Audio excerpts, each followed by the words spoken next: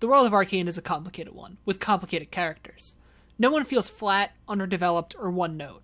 Everyone has done, will do, or wants to do questionable things.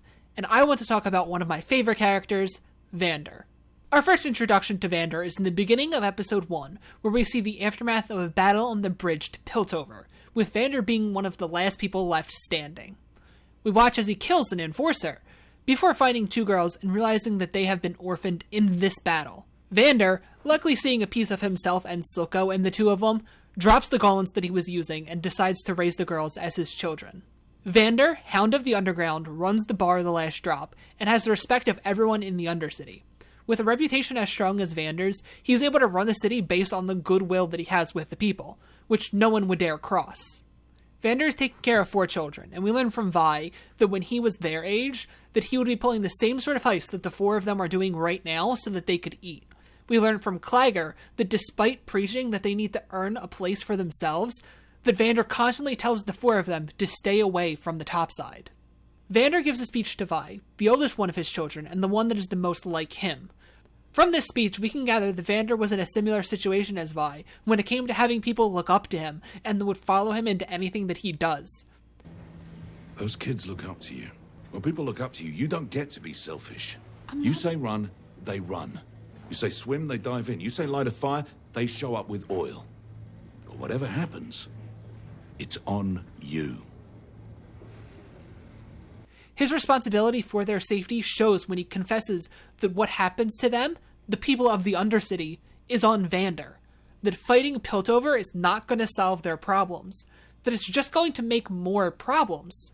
Vander's advice to stay out of the topside makes sense when it's revealed that he has made a deal with one of the head enforcers, Grayson. The deal was that the enforcers would leave Vander's business affairs alone in exchange for Vander keeping his people in check and out of Piltover.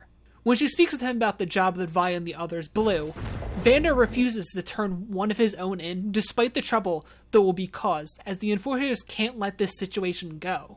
The enforcers get more violent with their search for the kids, and Vander gets flack from the people of the Undercity for not wanting to fight, some calling him weak, but he isn't afraid. There's no stopping what happens now, Grayson says after Marcus riled up Vander, shows how afraid of Vander that Piltover, or at least Grayson, is. She acknowledges that without Vander in the lanes, everything falls apart. Vander chooses not to fight. He tries to focus on keeping the peace of what everyone already has. He avoids causing trouble with the topside so that things don't get worse, because he has seen the direct effect of fighting. He has seen what war brings. But life in the lanes isn't improving. Everyone from the Undercity is treated as criminals, like they're dirt. They don't get any of the protection, technology, or advancements as Piltover does. So while Vander means well, his mentality and leadership is leading to a stagnation. An Undercity that grows complacent with being treated like trash. But who can blame him for wanting to keep those that he cares about safe? He witnessed firsthand the amount of death and destruction that comes from fighting. It makes sense that he wants to avoid that eventuality for everyone else. In the end, both Vander and Vi would sacrifice themselves rather than pin the blame or let someone else take the heat. The only people that they are willing to lose is themselves. What both of them fail to consider is just how many people need the both of them.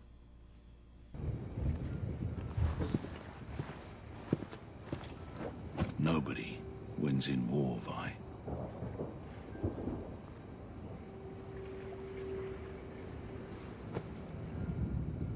What are we gonna do?